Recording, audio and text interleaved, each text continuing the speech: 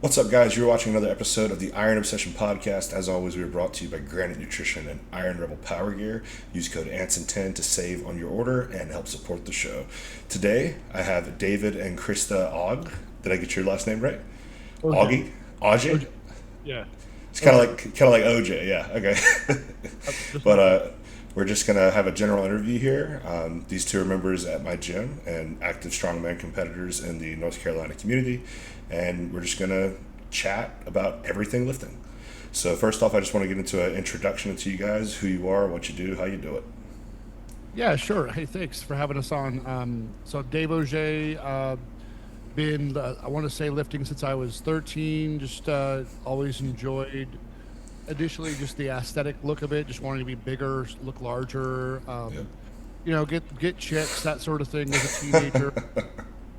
And turns out you got more guys than you got Yep. chicks. Oh yeah. But we started off. So I guess we want to go into the deep dive now, or just sort of just go into like a little high level of what we do. So for here, we can just kind of go into introduction, like how you got into it, and then how you specifically got into strongman. Like, what made you want to do a strongman event?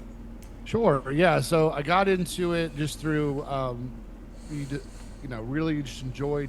I was a gym rat first. Just enjoy the regular routine of going into the gym, following a plan, even if it was bodybuilding.com that I maybe only followed for a week straight. Back when that was free. Back when that was free, and I think Chris Gethin had the sickest arms, and he Yep. just wanted like that guy. I'm just barely old enough to be from that time. I remember doing Jay Cutler's program for free on bodybuilding.com. I believe Arnold had one too, where Yep. he was putting some protein. Yeah, did all those Arnold's Blueprint or whatever it was called.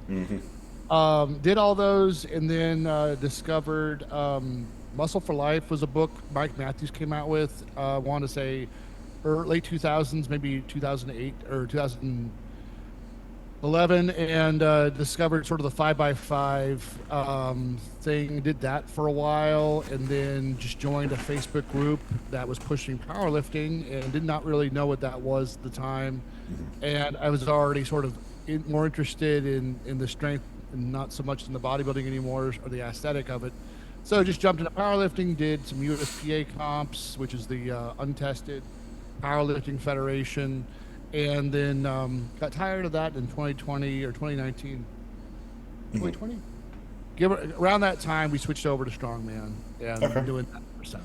So how many years total do you think you had in powerlifting before strongman? About 4 years in powerlifting, and then 5 years so far in Strongman. Okay, and general, like, gym rat activity for what, probably 10 years or so? I would say off and on. I didn't get really consistent with it until I want to say probably 2007 or 8, where I was sort of just lifting, and then I would stop for a month, and then I Yeah. would pick it up and stop for a month, and so the consistency of it, just the wanting to get to a specific size, didn't start till maybe 2008 or so. That was around the time I was trying to get back into college, and tired of not really sticking to anything consistently. So Yeah, and for those who have not seen you in person, he is absolutely enormous. How tall are you? 6'2". 6'2", and if I had to guess just by looking at you, you're like a solid 280, 290, right? Right, you're right on the money. Yeah, like enormous. Like when you think strongman competitor, that's what he is. Like the first time this guy walked into my gym, I believe was the day we had that powerlifting meet, Yeah, that's right. and I'm like, this dude is not a powerlifter. This dude's a strongman for sure. Well, it's funny. We were just randomly. That was just completely just bizarre how that happened. Yeah, you can go into that. That's probably pretty interesting. I've heard that story, I believe. We ran into one of the competitors' dads. I think. Mhm. He was Yeah. coming in the car, Yeah. and he was like, "Hey, my son's competing today at a powerlifting meet." We're like, "Oh, did she go check it out?" Yeah, like what is this craziness in Rocky Mount that we? Yeah. And our community is so small. Like we have absolutely nothing going on here almost at any time. So like something like that kind of sticks out. Right. Yeah, it was so weird, and we just jumped into it, and I think we showed up at the Is that the beginning- tail end, right? yeah, Or no, the beginning and the end. Yeah, yeah, yeah. Yeah, beginning of the last group part of it, and of course I was like, I should just go up and pick that up. I was like, I should just right as the last guy was finishing, I should just pick that up, but I didn't want to be that guy. But yeah, You probably it could was have though. yeah, I probably, but it was a lot of Yeah. fun. Young guys going at it, and that was our introduction to your gym. Before that, we were training at a place in Wilson, North Carolina, called Fuel Fitness. It had just closed Oh, maybe a week or two. So we were kind of looking at gyms. We did the YMCA in for yeah. about a few weeks. It just wasn't a great fit, Mhm. and so it was providential, I suppose to say. Just ran into the Yeah. guy, "Hey, you looking for a gym?" And I'm like, yeah, actually we are. So Yeah. pretty All crazy. right. So, what was your very first strongman competition like, and did you two do that together, or was it just you at first? So that was Clayton Fitness used to Oh, host I've them. been there before. That's a phenomenal gym. I think it's now called Fit for Life Clayton. Maybe. Maybe. Yeah. I'm not, It's the really, really big facility with all the red equipment, right? that's it. Yeah, Yeah. yeah. Crazy good facility. It is nice, and we knew a guy that he hosted a bunch of shows. He's an old school strongman from probably the early '90s, late '80s, and he would host all these shows. And I lived in Smithfield at the time, so I would just go to check it out because I was still powerlifting, and Everyone would say, "Dave, you're too tall. You're just not right. You need to try something else." And so we were like, okay, well, let's check it out. So we originally went and watched the strongman show there, and it was funny. I was training deadlift that day, and just these guys show up, and they just start yanking my weight that I was doing for reps. They were warming up with it, and I was kind of upset. I was like, this is a little, And what weight about was that for context? oh, that might have been 405 or Okay. so. I was just annoyed that So they you've were got ridiculously strong since then, obviously. Yeah, that's Yeah, crazy. but it was still like these guys, they're just throwing it up, and these were, really strong, at Yeah. the time. So I was watching them go, and so we watched the show. So our first comp was at that location. I think you were watching the kids. I was doing so. There's two groups. You've got your novice, your open, and you've got then your masters. So your older competitors. I did novice at the time. I was probably getting some dirty looks because I was really big, but also the for the novice, they hit a 1 rep max deadlift, and so I just picked up 605 like off the ground, and they were like, "What is this novice guy doing, throwing 600 around like that?" And so I was getting some dirty looks, but I actually was going into the last event. I wasn't ready for it. So it's funny. They had like a bunch of static stuff, which I'm really good at. And then they had a bunch of moving events, which I had not trained for at all. And so I'm still at first place. I did very poorly in the first event. That was moving. It was farmer's handles to a keg, back and forth, 50 feet each way. And it was slow. About how much should those weigh for context, if you had to guess? I want to say the farmers were probably 200 a hand, Wow. and the egg was probably 210, which it was just it was just awkward. Yeah. And I just didn't have, I had nowhere to train. What makes strongman difficult is you have to have the right implements, and they can be very expensive or hard to get. And so I still maintained first place. Last event was axle stones over bar. They were farther away, so the lighter ones you moved probably 15 feet to the bar to throw it over. As they get heavier, you get closer to the bar, and it was not computing in my mind that you need to have tacky for this event. So I showed up, and I didn't bring any tacky. I just didn't know that's what you needed. So someone just I forgot what it was. They put tacky on me or what, but I was basically going into this last event with the wrong equipment. And so I picked the first stone up. It was a little baby. I threw it over, no problem at all. The second stone started sliding down my arms because there was nothing to stick to. And out of panic, I tried to clean and jerk the stone. And a loud popping noise, and I tore my right bicep, and everyone was like, what is your problem? And I'm like, I have no idea what's going on. So that was my first competition, my first also major strongman injury, and I got second place by like a half point or a point because Not bad. I didn't get very far on that last event. But About how many people were in that competition, if you can remember?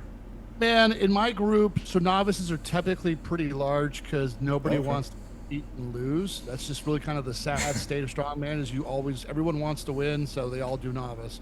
There was probably about 10 or 11 guys in that Oh. group, try to guess. And So it I wasn't got like you were second out of, three or anything. You were second out of a decent pack. That's not bad. it was a, it was a decent group, and I mean, I did really well except for those last two. It was 5 events. I did good on 3 out of 5, and so I was happy with it. I was really frustrated with myself for getting hurt, not you paying attention to the minor details, and it was a fun day. It was definitely a learning experience, a way to get sort of born into the sport. You should learn, and so immediately after that, I think the first thing I did after getting my arm fixed was I bought Atlas stones for home. And I was like, I'm not going to let this get in Yep. my head.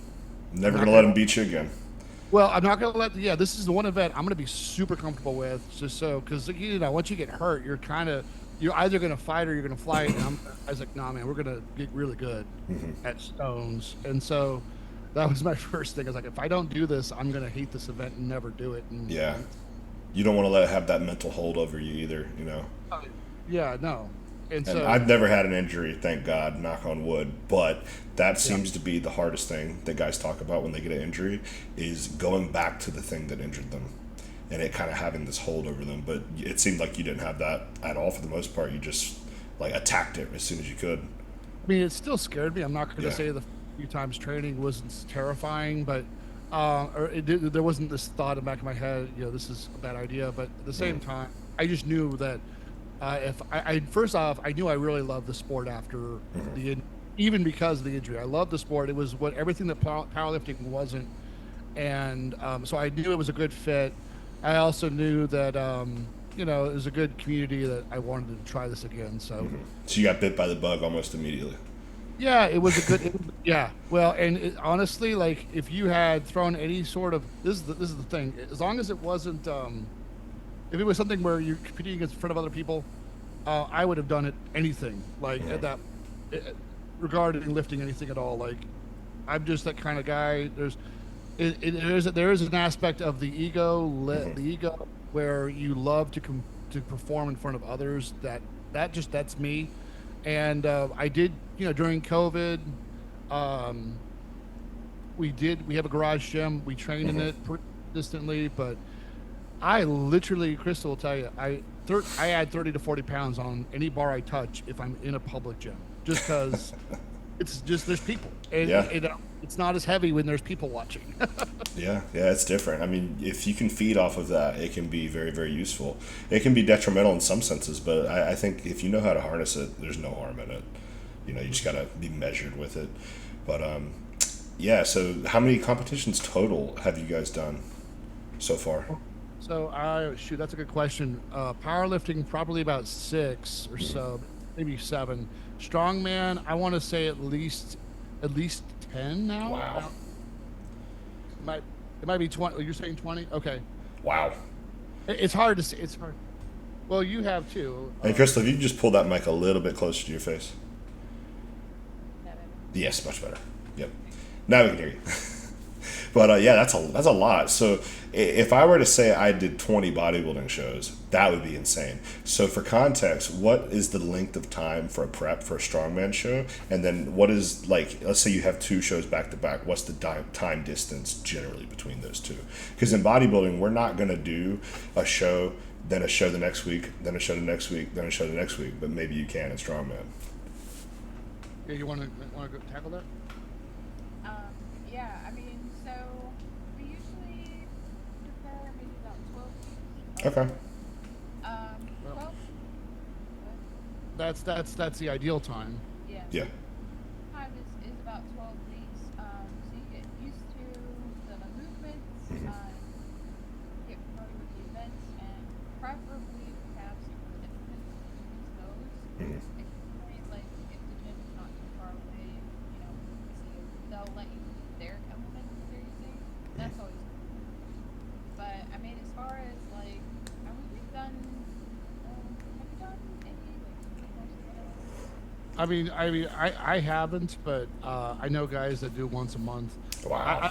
I I would say on the short end of it, if you can find two shows that are very similar, then you can get away with doing where the events are like almost the same thing, or they're except like a different version of one event, it's pretty close, like a silver dollar deadlift versus a deadlift off the floor. I mean, you're not gonna you'll benefit from competing both of those.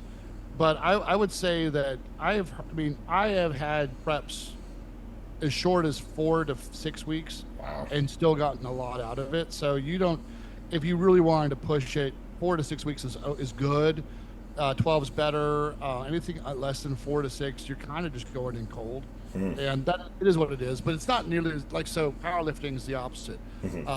12 is pushing it. 16 to 18 is ideal, just because you're it's a different thing. You're trying to add to a max that you already have.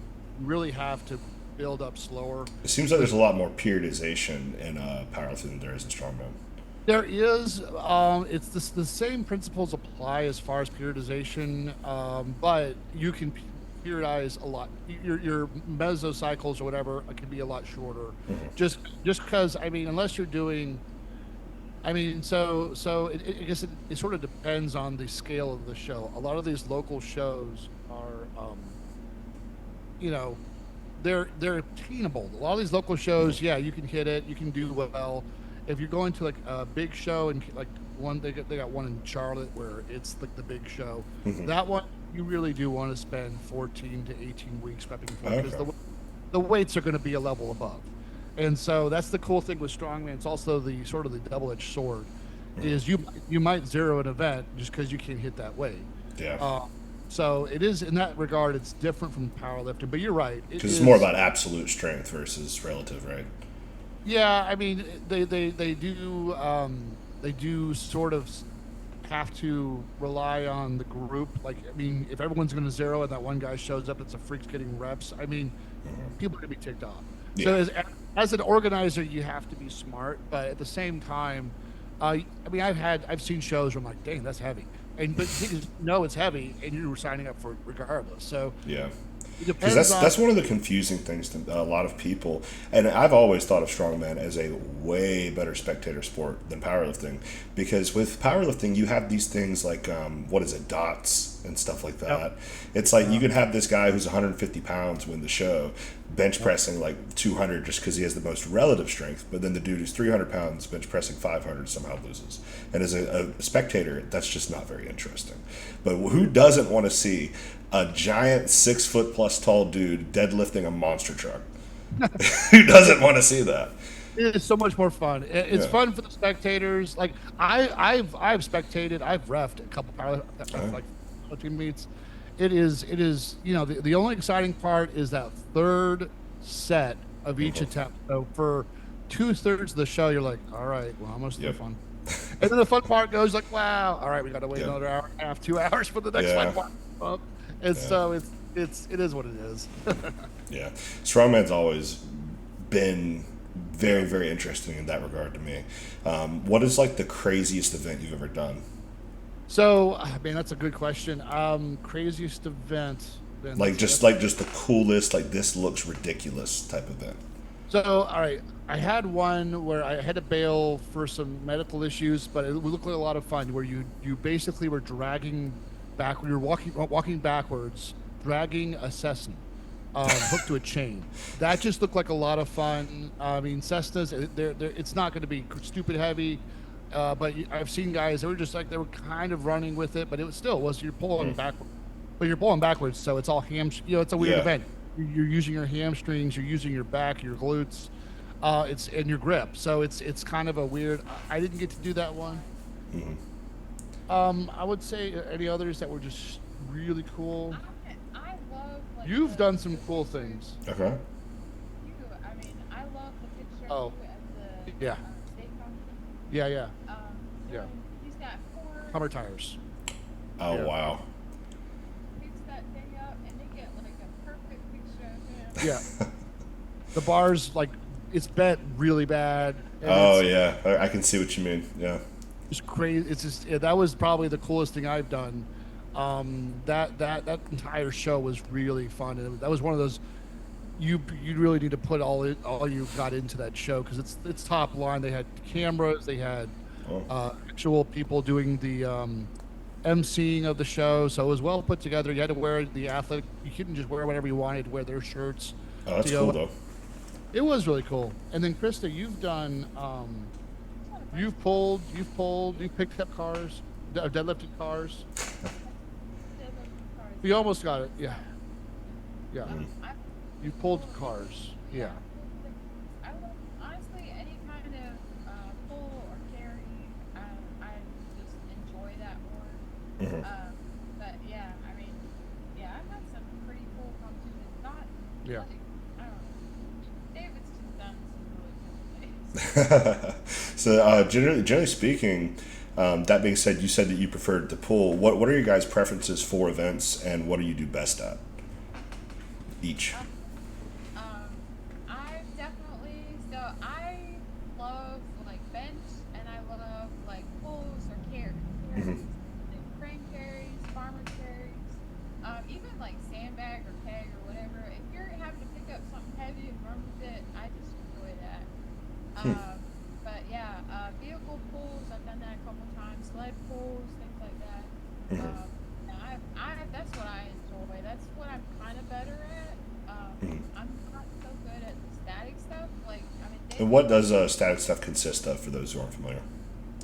like anything where you're standing still and picking up something. So, Mhm. like, It's like more like a conventional deadlift versus a farmer's carry. yeah, Okay. exactly. Or even like Stone. yeah, stone, kick, and like shoulder or Mhm. overhead, something like that. Or Yeah. even axle. I've been working a lot lately on the logs. I've gotten Hmm.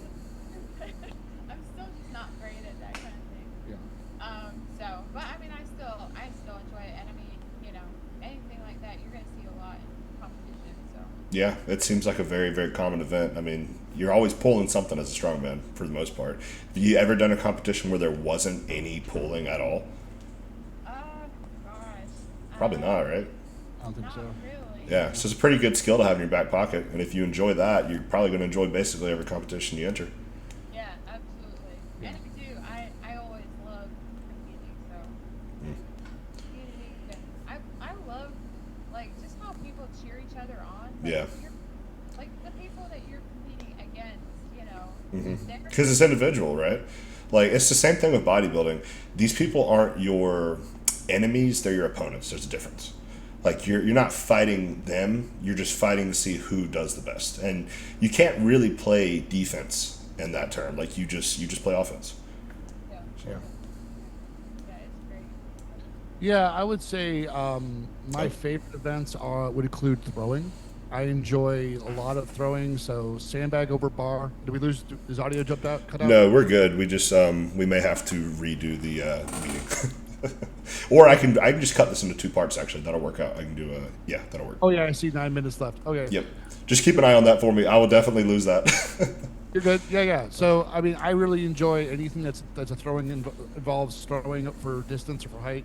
Just I enjoy the explosive. Let's let's see how far I can get this thing going. As a kid, I would in the front yard. I always wanted to be the guy that kicked field goals for football or hunting, Oh, and okay. so it's sort of explosive. Not that I'm good at it, but I enjoy it the most. I guess the ones I am quite good at. Sometimes it depends. Moving events, I'm not bad at. I just need to, no mistakes can be made. You gotta be very, very intentional, but also quick. I do good with moving events. I really do good with deadlifting. Anything bench, we don't typically have a standard bench press, but we do have this thing called a Hackenschmidt, which is basically a floor press with a log or a floor press with an axle or a dumbbell, and you just got them on pads and you're starting on the ground, legs flat. I've won a number of those, just max weight, just pressing it up. So statically, I'm pretty good. I guess my weakest events are definitely overhead. So log, I'm struggling with log at around 315 is my max log. It's just something that I just need. You just didn't train it in powerlifting, and so I would struggle. You can see I struggle with it as a newish strongman. Circus dumbbell. That's where take a ridiculously large heavy dumbbell and press it Yep. one arm over your body. Just a weird event, not good at it. It's probably my worst event, honestly. And then any sort of kegging, pressing overhead, axle pressing overhead. I'm not bad. I'm not, those are my weaker events. And Yeah, it sounds like you're a strong presser. You just still need to develop the skill of doing it overhead and standing. yeah. Yeah, Right? that chain, you got to connect that chain like like obviously on my back, laying on the ground, no issues. Yeah. But getting my feet up to my shoulders and then overhead, it's not bad, but I will lose points if there's a bunch of overhead pressing. It will just be something that I'll just be slow at. And so and if it's a 1 rep max, it might be fine. If it's max reps in 90 seconds, yeah, Dave's not going to do well. So that's what it is. Yeah, that makes sense though.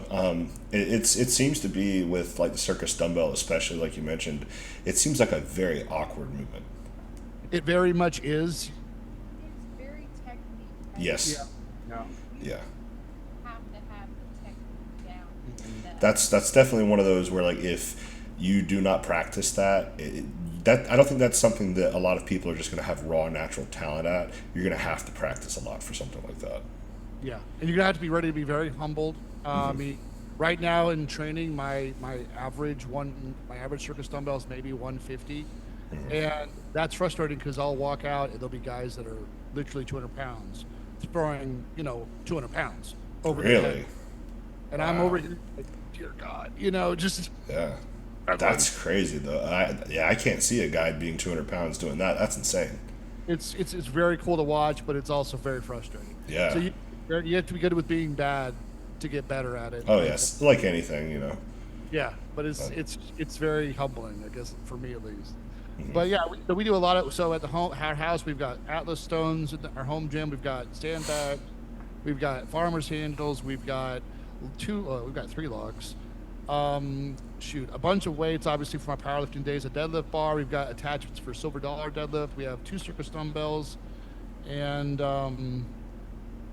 couple kegs and a yoke. And so if we had to, if another COVID ever hit, we would be fine if but yeah, I got a place for you too. Yes, we do. I would be lying if I said I wasn't in some midnight workouts during that time. It was an interesting time, man. It really, yeah. Well, we had people coming from Raleigh. They would drive out at a shed gym back when we lived in Wilson. They would come into our shed gym. It wasn't strongman focused; it was powerlifting back then, and they would just lift because there was no nothing. And so they would drive an hour just to find a place where they could lift in private. It was crazy. Yeah. We would try to help them out during that time for sure. Yeah, I don't think any of us are going to let that happen again. I think all the gym owners are just going to cause a revolt if that happens. I remember we had a local gym in Wilson. He had the police came out because he was Probably Victory. It was Victory. Yeah, Yeah. Neil was. I'm not closing down, and he made the newspaper because they they didn't like, there you are. And as soon as he got the chain off, he'd open up again. But yeah, it was weird times, man. Like, people need this for their mental health. It's Exactly. so. And I think it's a really good relationship builder for some people too. And being that you two do compete each other, do you want to talk a little bit about how competing with each other has enhanced your relationship? Yeah, so we started out training together. That was sort of the thing that we did. That was our Yeah. yeah. We were dating. We go to the gym together. I forgot the chain, but it was a gym in Athens, Georgia. We trained at that gym, and then we moved to Hickory and trained at anyways at the local hospital gym they had, which was meh. But we lifted together. We were just doing circuit stuff. We were doing like 1 minute 30 or 45-second rest. Just doing today's chest. We're gonna do chest for the 45 minutes I have of my lunch break. And Just we did making that. it work. Yeah. Yeah, and then powerlifting. We basically had the same plan. She just had her weights, I had mine. Did that for prepping for powerlifting comps that we competed together. And the same with strongman. I get my program from my coach, and I say, hey, this is the set rep range. This is the next event. Figure it out what your weights are going to be, and it works all right. It works all right. Yeah, Yeah. I've always just planned because it's just worked for me. We kind of have similar goals. Like I get bigger, stronger, and a lot of these things, and I want to be able to compete. And I mean, we'll change things up a little bit. Like if I have a competition that he's not competing at, or if it's a woman only Yeah. done competition. Then we'll change things up. Like Yeah. we do Strongman Saturday, where it's Strongman only focused, Hmm. and we'll train Implements. specific movements or implements, whatever for Right. the competition that's coming up. Yeah, that's the thing. That's the main thing you have to adjust. Obviously, is if she had a competition that had specific events, we'd be doing her events Yeah. specifically for that, and then I would adjust what I was doing. Typically, though, it's either I'm competing more than she is, or we're competing the same comps. And when that how that works out, we've got little kids. Typically, they have their tablets and their chairs and their Hmm. snacks. They're good to go, and I can, if we're competing together, we just kind of we kind of just handle ourselves. Hmm. If she's competing, then I'll be her handler. It'll be like, all right, cool. You got. Looks like you got 10 minutes before this event. You have your shoes. You got your sleeves on. You got this. You need that. Make sure you got your chalk. I'm the one that makes sure she warms up on the right time so she's not cold before it starts. Same thing with her. Like, so we're trying to hopefully maintain a low level of anxiety Yeah. heading up into the competition. So we both act as each other's handlers. But if we're both competing, then it's kind of hard to do so. We've had some where we'll just like, hey, how'd it go? How was the last event? Because we will be doing our last event. So Yeah. at the same time. And they try to, like, if you're running the show, you typically want to have two lanes going at the same time, Hmm. just so the shows aren't 10 hours long. So if that's the case, then, she's the heavyweight woman. I'm the heavyweight guy, typically, or super heavyweight guy. So we typically are competing around the same time. So it doesn't, we really can't handle each other that well, but it works out for the most part. Yeah, it sounds like you guys have a very symbiotic relationship with it, and you have found ways to just make it work for you, with the kids, with work, everything. So it sounds like you got a great thing going. So the next thing I'm going to get into is basically what does an off season look like for a strongman? For bodybuilding, it's pretty simple. You're just eating more food, lifting more weight. Not many of us actually like periodize or anything like that. It's just generally kind of go until the wheels fall off. So how's that different for strongman? Yeah, so I mean, I would say it depends on a few things. If you're in a certain weight class where you want to maintain and not have to do crazy water cuts, I've had to go to where I lost, 20 pounds in 24 hours, Wow. and that's not ideal. Yeah.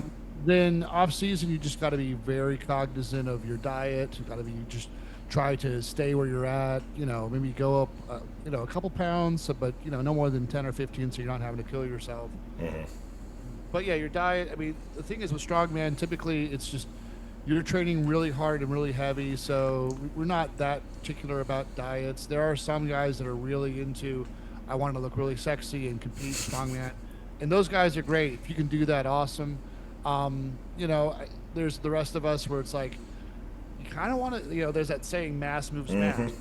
Kind of Yep. want to big as you possibly can while maintaining a healthy blood pressure and healthy everything else, within specific parameters. Yeah. So for me, off season was, I kind of eat like a bird anyway. Like I don't find and I make good choices with my food regardless. So we would just, not be What does that look like for you in terms of like calorie intake, macronutrient makeup?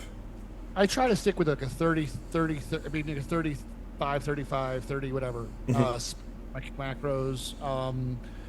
Calorie numbers, they're probably close to 6,000 a day, maybe, but that's if I've had a really big squat day and I'm starving. Yeah. If That's a typically base day for me. for most days, honestly, I'm probably closer to maybe 5,000 calories, just because I know that I maintain well on that, and so it's pretty stinking boring. My diet's Yeah. very boring, and we do most of the same stuff, but I. Chicken. A lot of chicken, Yeah. well, chicken, a lot of red meat, but I've labs have been for the most part good-ish. Mhm. So glucose could always be lower, triglycerides could always be lower. Yeah. Liver could be happier, but Yeah. doing some work around that. But yeah, I don't. In my off season, I typically don't pig out, and I'm trying to stick around between 275 and 308. Mhm. I do closer to That's a 270. big range. It is, so you can really be chill about the diet. You really Yeah. can. 308, that's if I want to go for a big show and I really want to go all out, but my blood pressure starts to creep up as I'd get imagine. yeah, so 280 is about my sweet spot. Then with 280, I just have to lose 5 to 6 pounds of water, which is not a whole, which is nothing really. You It's a can good do bowel movement at that weight. that way. Yeah. Oh yeah. Just sneeze the wrong way. Yeah. As far So- as training, sorry. Yeah. So for just for the diet, so you're lucky in the sense that you're not one of these guys who has to eat 10,000 calories a day. Yeah, I did that. I tried that for a while. I ballooned up to 320, and my blood pressure was awful. And I really wanted to. Well, all the world's strongest men competitors, right? They're between 6'2" and 6'6" or 6'8". And 6'2", at 6'2", you're usually rocking around at least 300 pounds. Yeah. That's the bare minimum. This guy is. You were throwing him in there to be last place. Most of the Alexei Novikov, I want to say was 320. Kevin Fair's 320, 6'2". Martin Zlisi's 340, 350, 6'2". And then you got some of the monsters 6'4", 6'5", 6'6", at least 380, 390 to 450. So Those guys gotta eat. they do have to eat. They have to eat a lot to maintain that. I just could not. I was walking around with a blood pressure of 180 over 90. Yeah, And not fun. I felt horrible. So I do have the ability in my off season to really kind of do whatever I want. Yeah. I like the way I feel when I overeat, so I typically maintain the same boring thing day in and day out. I'd say, Christa, you're probably a little different because you're trying to lose some weight. For a weight class specifically?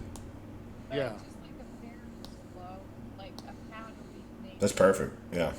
Yeah, because I want to be able to maintain my strength. I even want to, like, we've been working on, like I said, like my overhead and stuff like that. I'm trying to build my soul. I'm trying to get better. Still working on all these things, but I would prefer to be back down into the 180, 190 weight class. And how tall are you for context with that? What? Well, how tall are you? 5'7". 5'7". I'm 200 pounds right now. Mhm. So not far to go. Yeah. But that's like a pretty good maintainable weight for me. Any less than that, I'm like eating 1,000 calories a day. Like Yeah. maybe.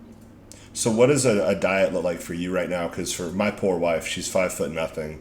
For her to lose any weight, it's like she's got to eat air and meat. Yeah, no, exactly. I'm kind of the same way. I mean, at this point, I'm just focusing on eating a little bit less than I normally would. Mhm.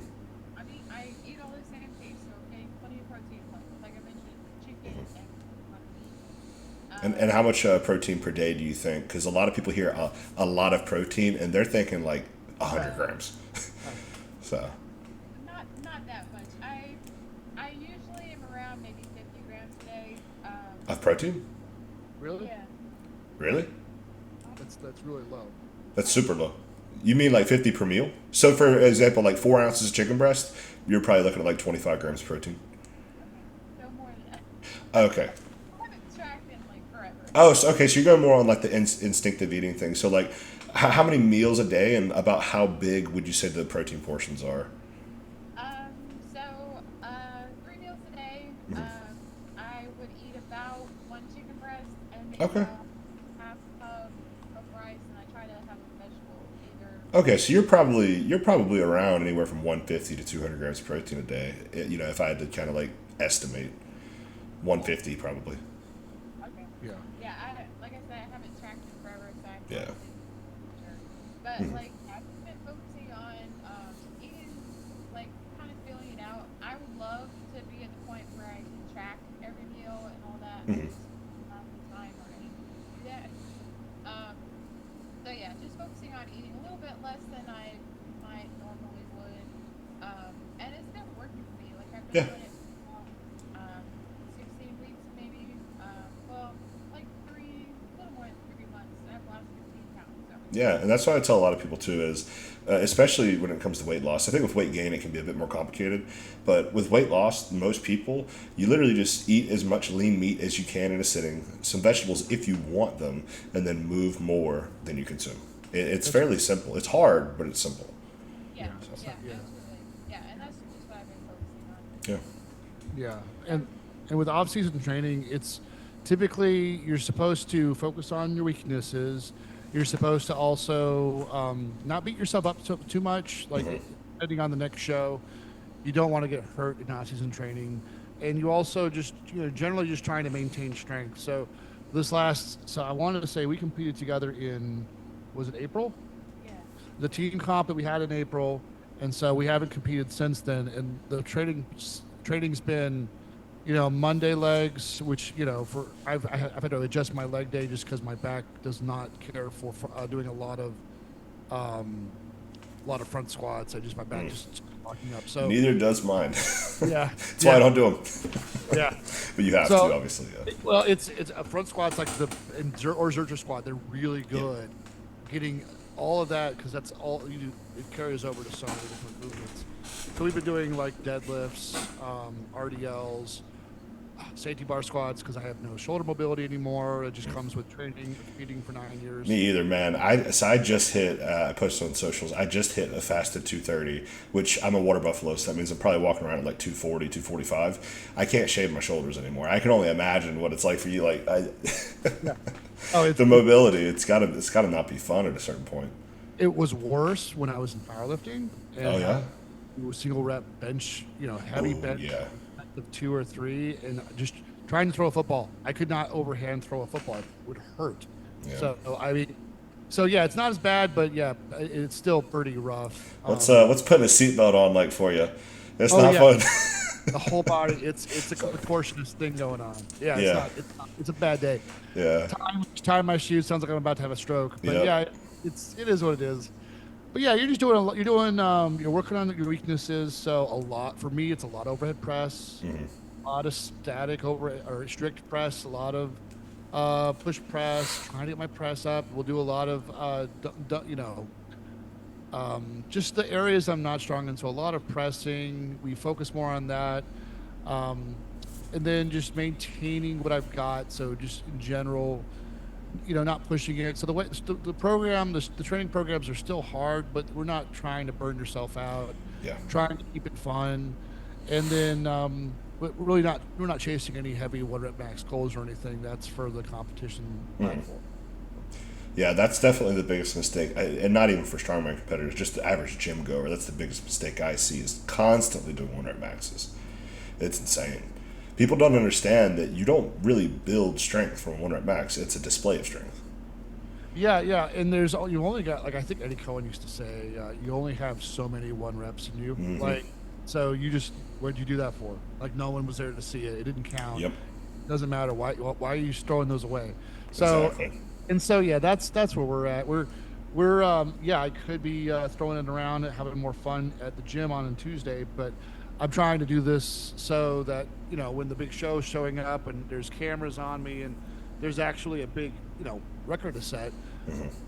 I'd rather do it there versus at a gym where even Thor he gets crapped on all the time because the time he pulled 501 was at his home gym and his dad weighed the weights. It's like, I get it. The fitness industry, the fitness world can be quite toxic, but it's just like even something like that where it's like, it is what it is. You should have figured that people be, crapping on you for doing that, but it also motivated him to come back and do it again. Yeah.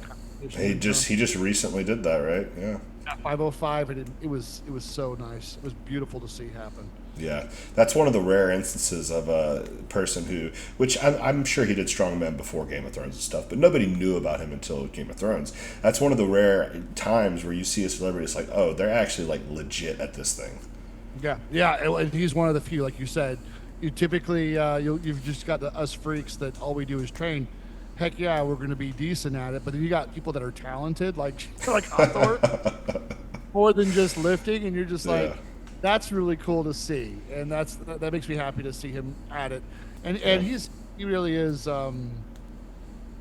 is quite a staple in the sport. Although it feels like to me that he's probably only got a year or 2 left in him, and he'll probably end up picking it up here in a little bit. But and the taxation from strongman, just generally speaking, being large, regardless of what you're doing, being that heavy is not great. Not only does it not feel great, but just the taxation on the body, I can only imagine. Right. Yeah, we're definitely milking our comorbidity. Yeah. I believe, was it Dr. Spencer Nadolski? He's one of the, he's a bodybuilder, or at least he's an amateur one. Also, He's famous for pushing the whole, try to maintain 40-inch waistline, Hmm.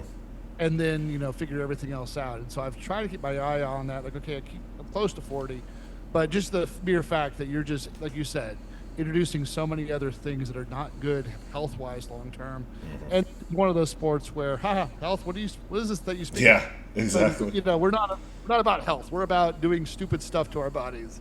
But you do have a point. It is not good to be this large, and that's why it really has. We really have seen in our sport of strongman, really popularization of the smaller weight classes really Hmm. coming through.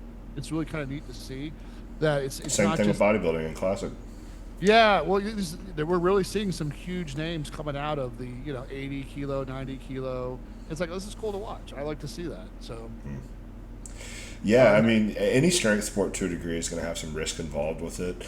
But I think nowadays we're so well equipped with knowledge on how to because like you said, you've fixed your blood pressure, you've fixed your blood markers, stuff like that. Like the resources out there for if you want to do it intelligently, there are ways to do it now. There's no excuse. Like in terms of bodybuilding, we see the top 10 of the Olympia. I mean, there are a lot of these guys who are almost 40 or older. mhm. Like Samson Dowda, what is he? 30, like 42, something like that. I Yeah, mean, that's insane. Whereas Lee Haney was done competing by the time he was 30. yeah, So it's funny to me because you have a lot of people say that bodybuilding, powerlifting, strongman, oh, these sports are so dangerous, blah blah blah blah blah. But it's like, dude, you have guys that are in their 40s doing this that are the best in the world, right. and we see people like Arnold. He did everything that he did, and he's pushing what, almost 80 now. Yeah, yeah. Like, yeah, I think it's so overblown. I think most of the examples we see of people getting hurt in the sport are people that just had a bad roll of the dice, like Dallas McCarver. Like, that guy did not have a long expiration on him, no matter what he did, unfortunately. That's just the cards that he was dealt. But I think most people, as long as you do it intelligently, and especially with, like you said, with the guidance of a coach, I think you're going to make it out the other end relatively unscathed for the most Yeah. part. Oh, you're absolutely right. There's a lot of people that are like, oh, I could do this without a coach. It's like, okay, I mean, you're just asking to get. Is there any other sport like bodybuilding? The same thing. People think they can self-coach. Is there any other sport in the world where people don't have a coach? No. Um, Yeah.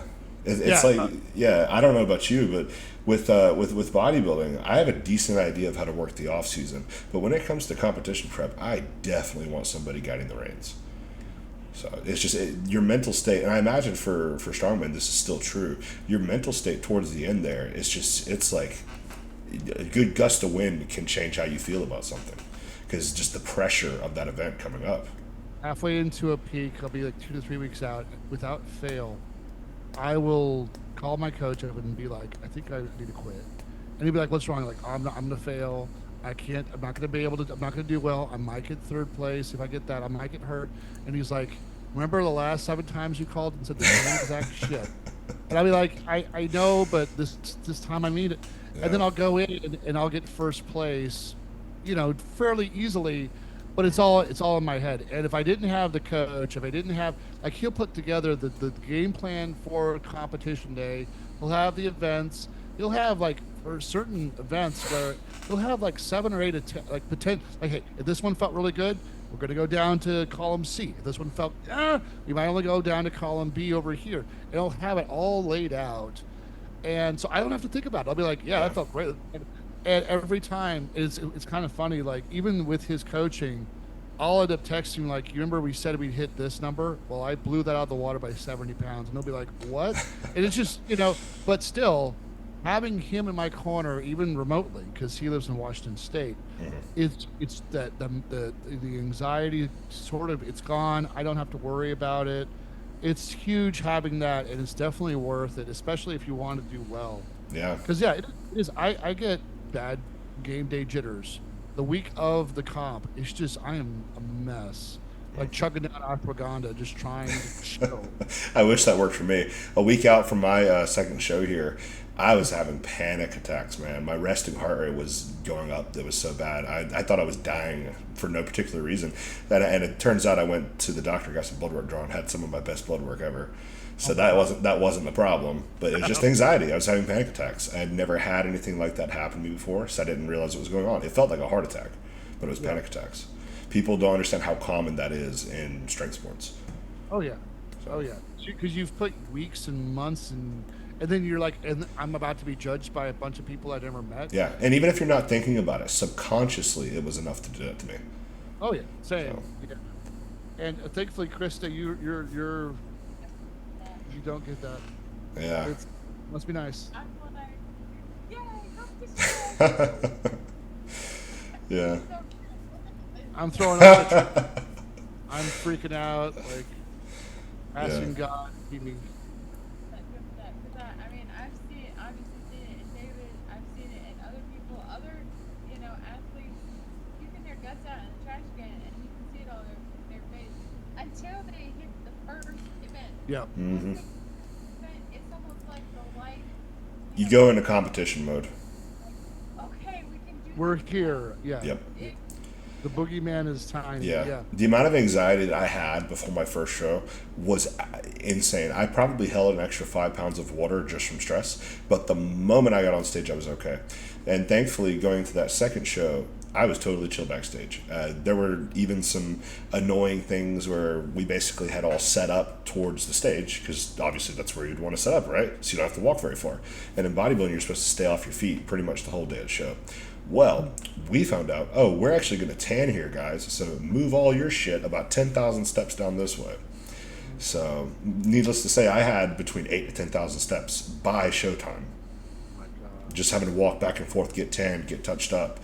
It was bad. But because I was so familiar with the environment, as I had done that show 2 years prior, I was like, it's chill. I know what to expect. We're literally just going to go on stage. We'll be up there for not that long. And it turns out I was wrong about that. My first show that I did, I think I only probably had, no lie, maybe 5 minutes of total stage time. This second one, they worked the crap out of us. And it was fun. I enjoyed that. But I had legitimately probably 30 minutes of actual stage time. Oh my gosh. Wow. Yeah. I'd posed so much that my legs were, it felt like I had done a squat PR. It was bad. Yeah. And I mean, and I've talked to other bodybuilders. If your posing starts to break down, that's it. Yeah, and that was Doesn't the matter. problem for me. Yeah. Yeah, that's hard. 30 minutes, good grief. Yeah, I could have probably placed a spot or two higher if I was just able to sit down and actually keep my feet down. Yeah. But it is, that's the part of being, because like you said, you have 10, 20 shows under your belt. I got 2. So that's the part of being a novice competitor, is you really just need to do as many shows as you can, in my opinion, just get that skill of competing down. And that's definitely something for myself. I plan on competing much more frequently. For you guys, what does your competition plans look like for the upcoming year? So, so it's interesting. So I turned 39 this past June, and so the next age bracket is when you turn 40. So I've been really trying to strategically plan on just don't do a ton this year. Just get healthy, get as strong as I possibly can, and then mid-June, YOLO. Let's just throw the kitchen sink at it. And so we're looking at, there's a big show in Phoenix, World Championship company, a show called Static Monsters, that we're planning on me getting invited to. So the invite comp is in February of next year, and then as long as the World Comp is after your 40th birthday, you can, So that's one. There's another federation called Strongman Competition, or I'm sorry, Strongman Corps. Strongman Corporation. I do not know when their nationals are located, or the date rather.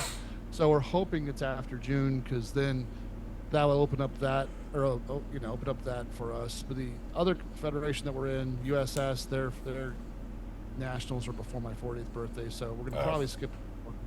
But yeah, and then you've got Professional Strongman League, and that's for all the pros. Hopefully, I can get like an introductory invite to that for my masters. I'm talking to a few guys that are on that league as well. So yeah, nothing. There's one.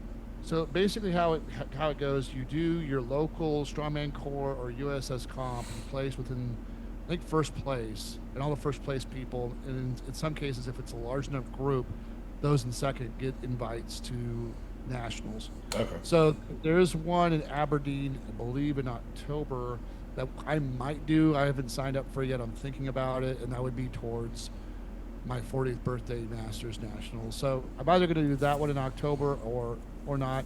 There's also a non-strongman affiliated show called 8 Lift. 8 Lift. It's I'm hosting in the garage.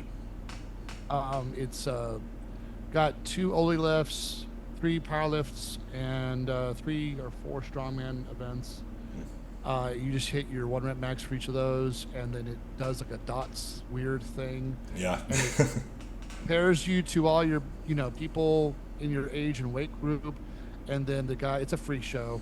He wants to get this federation off the ground. So I'm going to try to host it in September, mid-September. I'm not going to peak for it all. We're just going to do it.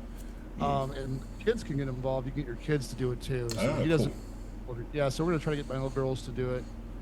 And then so we love doing team comps. And so we did one earlier this year. There was supposed to be another one in Jacksonville.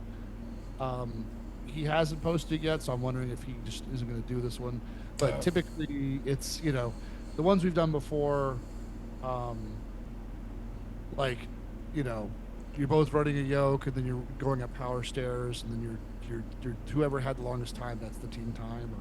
Or I'm holding a farmer's for time, and my teammate is picking up a sandbag, and the max distance he can get it from point A to point B before I drop the farmers. That's our score, stuff like that. And so we would like to do another one this year, but I mean, the thing is, the shows are typically either in Jacksonville, North Carolina, or in Charlotte. And so, bit of a drive.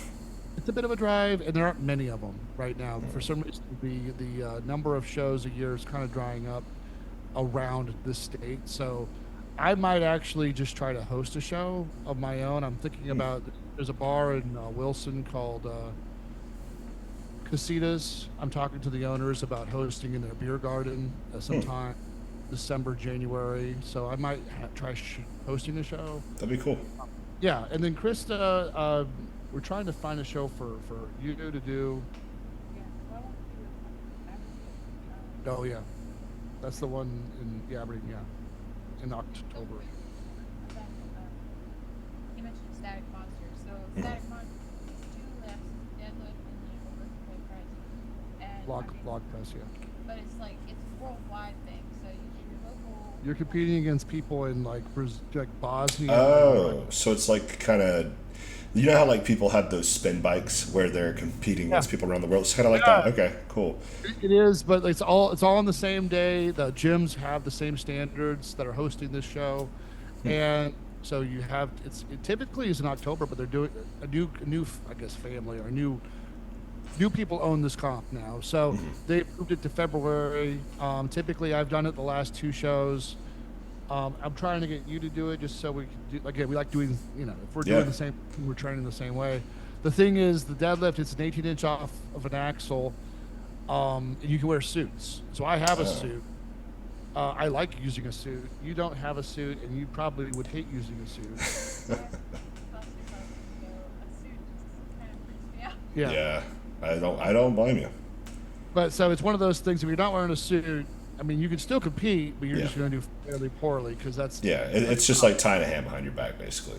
100 to 150 pounds you're leaving on the bar, basically. Yeah. So it is what it is, but yeah, we're trying to find that out. And then you've talked about potentially just doing a powerlifting meet again if you wanted to, or another strongman. There's some issues. You have a potential knee injury we're looking into, trying to out, and then, just overall wear and tear on the body, just trying to figure out... I recently got something called a PRP done on my elbow, and we're going to see if it's effective for me. Maybe you should look into it as well. How far I have my mouse cursor on you. I didn't realize that. How far out are you from that PRP? It's been like 4 weeks, 6 weeks? I got it done 2.5 weeks ago. Oh, okay, yeah. Because all my days blend together, man. I remember you talking to me about it. It could have been 2 months ago, a month ago, or 3 days ago. I got no idea. Yeah. It was recent. So it's funny. I've been dealing with tendonitis. I could rest for forever. I could get red light therapy. I could get hot, cold therapy. I could get massage therapy. It doesn't matter. I start resting again, and after about 2 to 3 sessions, it's like I never took any time off at all. And so this is supposed to act in a similar way as stem cell therapy. It's supposed to be very healing for those tendons and ligaments that typically there's not a lot of blood getting there. They heal. They just heal really slowly, if at all, completely. So this is supposed to be very effective modality of recovery. So we'll see. Yeah. You said that was in your elbows that you got it done? Yeah, both lateral and proximal. I guess both sides. I would just be grabbing it, this way, and just like, dear God. And you said for her it would be the knees. Yeah. So I know of a guy named Tommy Styles he used to do a podcast that I listened to called the Thinking Man's Podcast.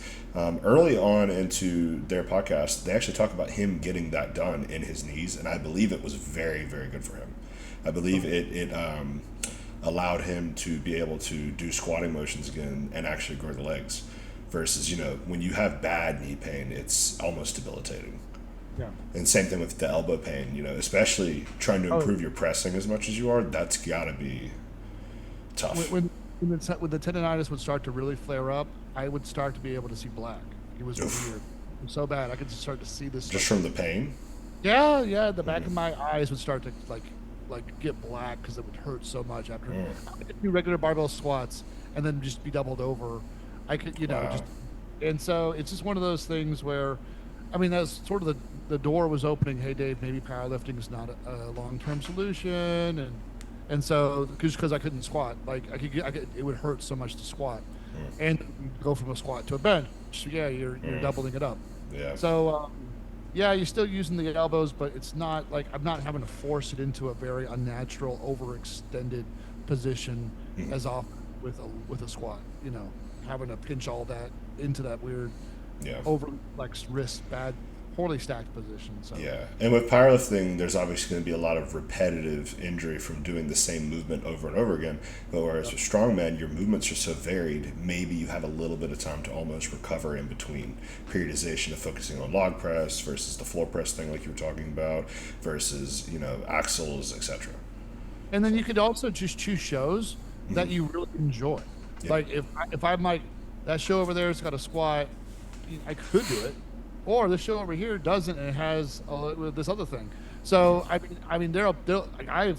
literally picked through shows where one of the events was a deadlift because I'm like, okay, I know I'm going to win that one event. I just got to worry about 4, and it's worked out. So yeah, you could. That's one cool thing too about strongman is you can pick and choose. You don't have to. It's like an actual sport, Right. It's funny to me. People like to talk about bodybuilding being a sport, and that's a whole thing. But it's really more of a pageant. The activity of getting ready for it, you could maybe call a sport, but not compared to something like strongman. It's an entirely different world of athleticism required because it's not just strength. You have to be athletic for what you're doing. You have to be very mobile. You have to. There's this intensity to it that you'll have similar to powerlifting. But picking up. So we were in Colorado last weekend, and one of the events they were having them do was a yoke for 20 feet. Doesn't sound like a lot until you hear 1,200 pounds. Yeah. Starting weight was 1,200 pounds. Wow. And they went up. 3 guys couldn't get it 20 feet, and these are mass monster guys. And so the other guys only 1 or 2 guys got the second weight at 1,450. But it's just like, but see that right there, like there's mobility, there's all guess your knees goodbye, but you know what I mean? Like you're right, it's not like powerlifting where step squat, step done. It's like there's one event they had that was a farmer's carry to arm over arm, and so if you don't train your cardio, if your endurance is garbage, you're not going to do well. And it was, how fast can you lift? I want to say it was like 400 pound, like 7 feet in the air after running with 810 pounds, 405 pounds a hand, like at least 60 feet at elevation, at a mile high. So imagine not being an elevation prepped at all. So it was fun to watch. It was really cool. I got to cheer on some friends of mine. It was neat to see them do it. And that's the thing. Like you're more of a well-rounded athlete. I'm trying to get some of these CrossFitters to try it. Oh, they'd be so good at it. Oh yeah, lol. No, they would be horrible at it. That's the thing, right? Like I would love Yeah. like when, we got some guys at our church that are CrossFitters, and I'm like, cool. That was we'll talk about the weights they did. I'm like, that's neat. I couldn't do that. At the same time, I'm carrying 350 pounds per hand. Yeah. Like that's their max. They're the type of people that would be really good at like the more endurance based events, but They absolutely are. horrible at the pure strength events. Right, and that's the thing. Yeah. Like, I have refed CrossFitters just mop the floor with powerlifters, Yep.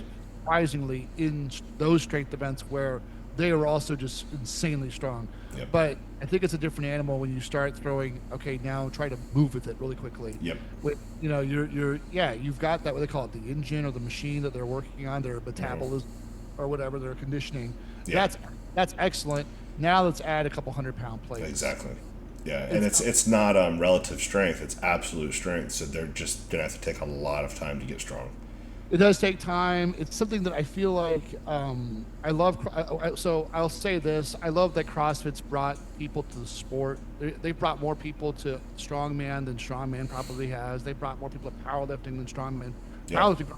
They've done an amazing job of making us look, making people know what we are and what we do, and that's really cool. So I give them a hard time because they're popular and Yeah.